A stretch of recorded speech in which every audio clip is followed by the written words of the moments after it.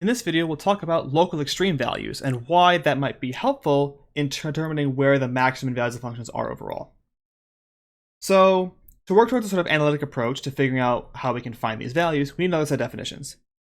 And the main definition we need here is that of a local max or min value.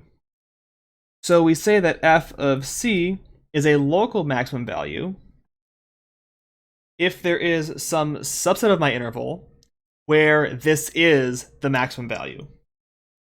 So if there is a subinterval D so that C is in D and f of C is bigger than f of x for all x in D.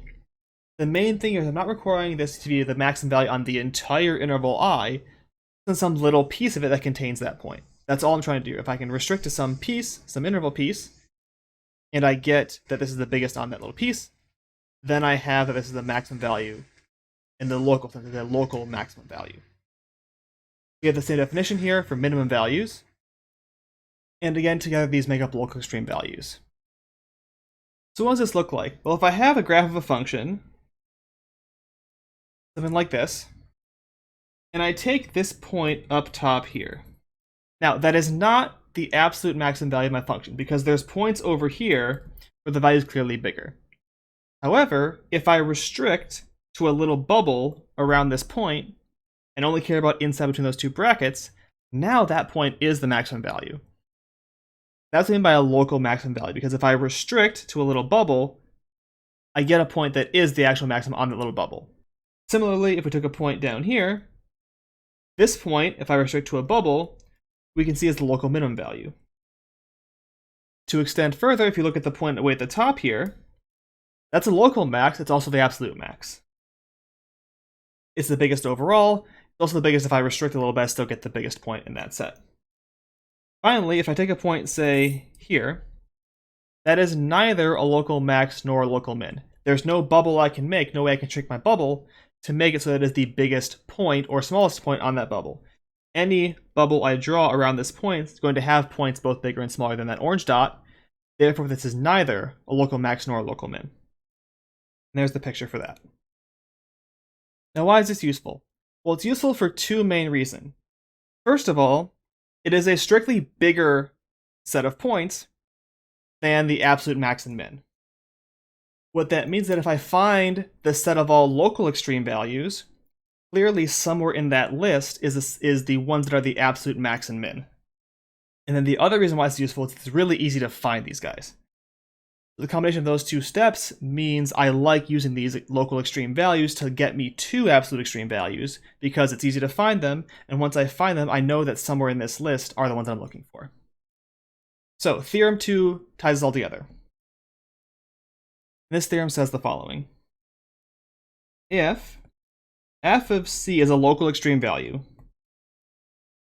with that I mean local max or local min, and c is an interior point of my interval, with that I mean it's not a or b, and one last condition, f prime at c exists,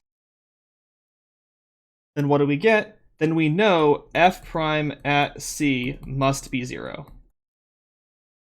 This is really easy. This means if I'm looking for local extreme values, all I have to do is look at points where f prime is 0, and I can go from there. That's on the right track towards finding these extreme values.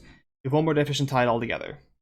So we say a critical point of f is any point c in the domain of f,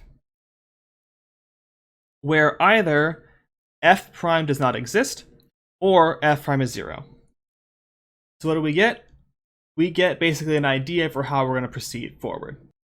We know that interior local extreme values can only occur at critical points. Why? Well, because we know that if the derivative exists, it must be 0. Therefore, the only options for these critical points are either the derivative does not exist or it equals 0. And since this set contains our absolute max or min, we should start by finding critical points. Let's see what that process might look like. I want to find all critical points of the function 8t cubed minus t squared. Remember, critical points are points where the derivative is either 0 or does not exist. Let's take the derivative. We know that f prime of t is going to be 24t squared minus 2t. Are there any points where this does not exist? No, because it's a polynomial, it's always well defined. So I can set this to 0. Again, this means I must have 12t squared minus t equals 0, or t times 12t minus 1 equals 0. My critical points are at t equals 0 from this first factor, or t equals 1/12 from the second factor. For second example, we want to find all critical points of f of x is x to the 1/3. We can again take the derivative. F prime of x is going to be 1/3 x to the minus 2/3. Does this ever not exist? This time it does.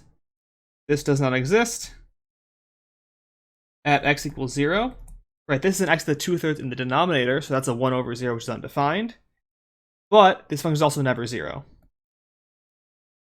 Right, 1/x to the minus 2/3 is never 0.